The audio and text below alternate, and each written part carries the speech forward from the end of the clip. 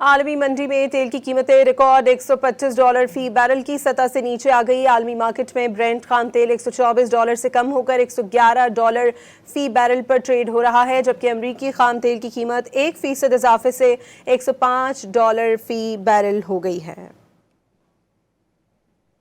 आलमी मंडी में तेल की कीमतें रिकॉर्ड $125 फी बैरल की सतह से नीचे आ गईं। ब्रेंट खाम तेल $112 फी बैरल पर ट्रेड होने लगा।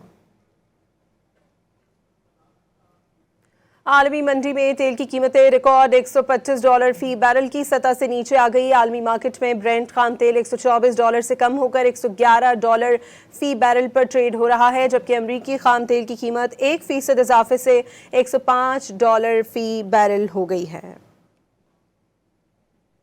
आलमी मंडी में तेल की कीमतें रिकॉर्ड $125 फी बैरल की सतह से नीचे आ गईं।